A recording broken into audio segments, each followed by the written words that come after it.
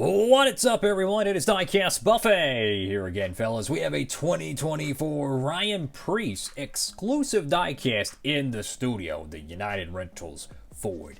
One of the last diecasts made of the Stewart-Haas Racing team. It is from Wave 6 of 2024. Let's take a closer look at it. Alright, fellas, here we go. Rotating base out of the studio. How y'all doing out there? Make sure to give it a thumbs up if you'd like. Feel free to leave a comment down below. I'll try to get to all y'all's comments. I can't, reply to all of them. I mean, there's so many of them. So I really appreciate all the feedback. I try to heart like all the comments on the channel, as many of them as I can, pretty much. But here is the exclusive diecast. As soon as I saw the announcement video for this, I was like, I gotta get it. And thank God we have it here in the studio. The United Rentals Ford. I can't remember where he ran this. Maybe it was New Hampshire or something. Awesome looking paint scheme. Very bright orange with the blue. It kind of has like a Coast Guard car vibe from like the mid-2000s with Kevin Harvick. Got Ryan Preece right here with the blue. Then you have a little orange down here at the bottom and kind of like a dark orange gradient. I wish there was a little bit more bright orange on it, like maybe the font be orange. I don't know. I wish there was a little bit more orange on that. Considering the back panel is pretty much universal right now, or at least in this era of NASCAR Authentics, it's just normal, the same color for all of them.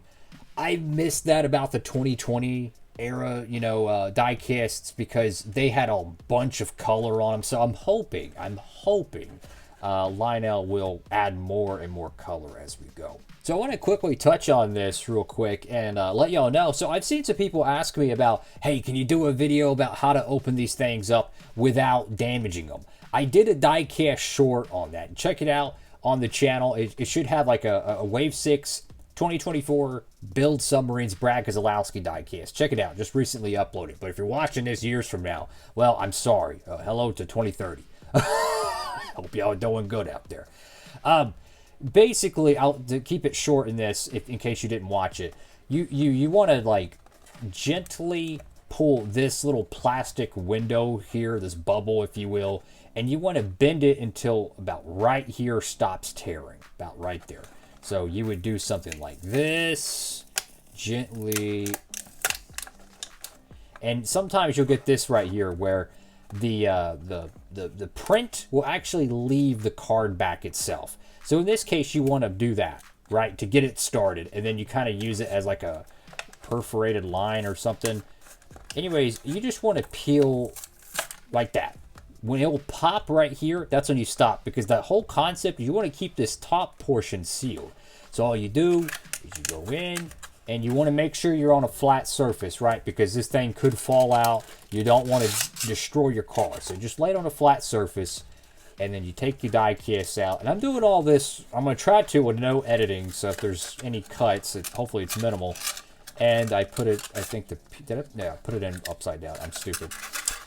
But you get the point. What I'm trying to say is that it's actually pretty easy to do. And look at that. Yes, the bottom portion kind of tugs a little bit. But you could get creative with it. You could put a magnet on both sides. So, because some people might not want to put tape on their packaging. So you could take like a magnet here and put a magnet on the other side. Congratulations, it's going to work like a clothespin. It's going to hold it like that.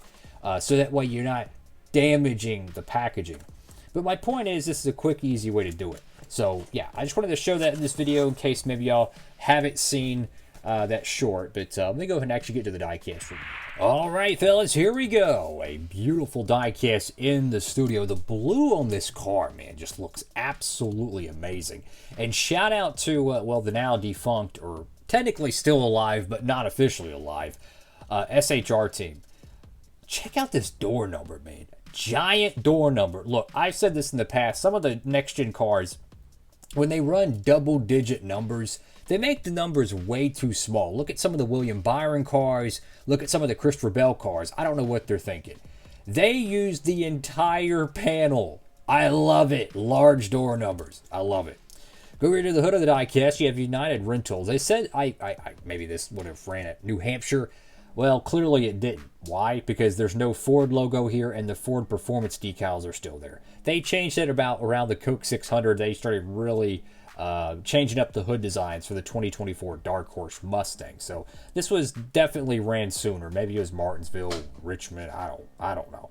United Rentals there. You have Work United, and once again, United Rentals on the whole front panel of the car, which kind of looks like a, I don't know, kind of like a rallycross effect where they just put sponsors everywhere. Got Ford Performance on both sides. Love that orange.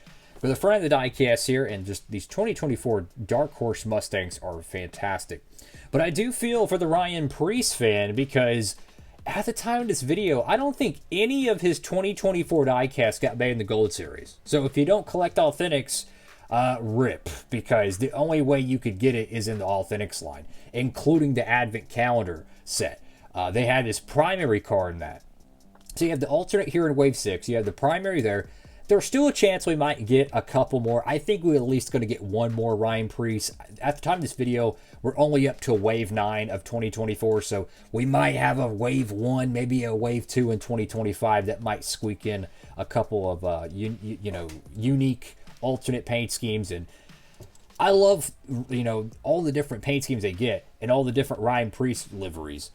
And they barely make them, so it sucks. So hopefully we'll get at least one more exclusive diecast. I love how this little, I don't know what you call this. It looks like a horse race track almost. But it just kind of goes across the A-pillar, behind the number, wraps around to the fender well, and it just kind of meets in the middle down here, just above the splitter. And that orange line that separates the carbon fiber style texture splitter and then that little horse race track design is just beautiful.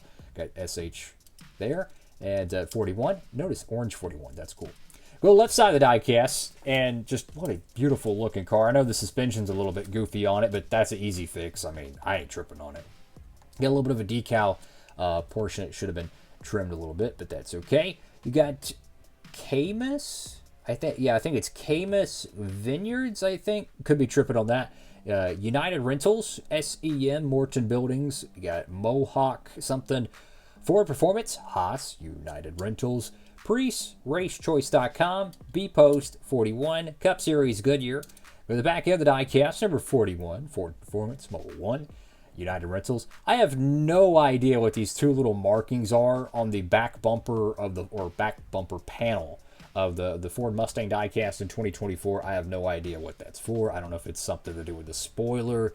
I have no idea, but I've noticed that on plenty of the diecast. And of course, for all your new diecast releases, the 2025s, 2024s, the 2025s are out and about, slowly releasing. Make sure to tap it over there at Circle Diecast and use promo code Diecastbuffet, fellas. You can help support the channel. We do have an oopsie-doo right here. Looks like they tried to fix a paint chip or something on the white portion of the car, and if I had to bet, the whole car obviously is painted blue, so the whole white portion of the car is actually decal.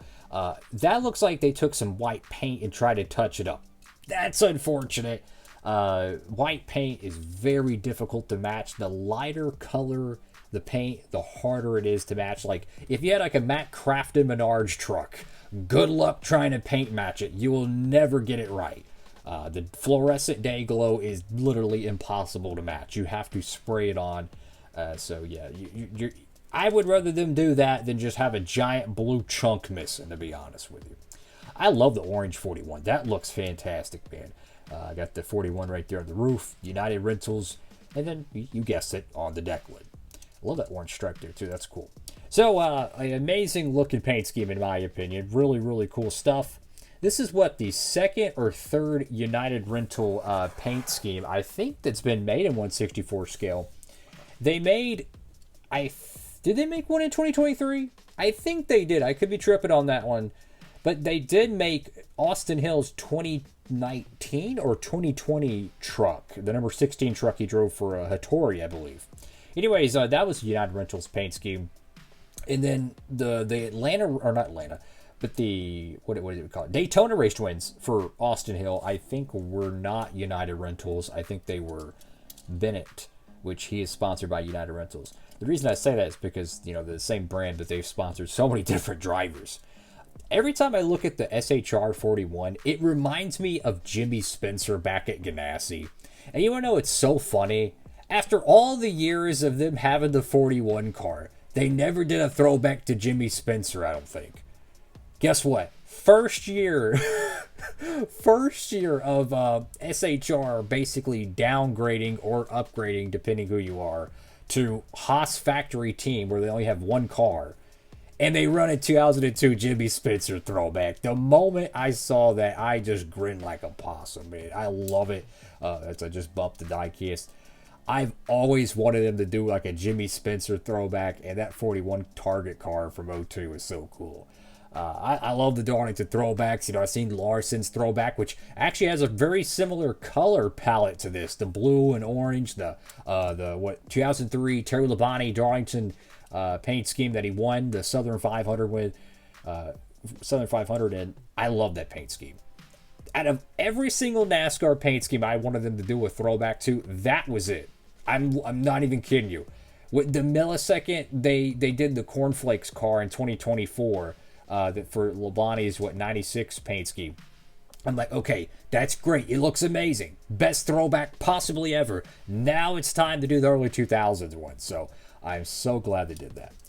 Anyways, enough of me yapping. Thank you all for watching. Have a blessed one, everybody. Diecastbuffet signing off.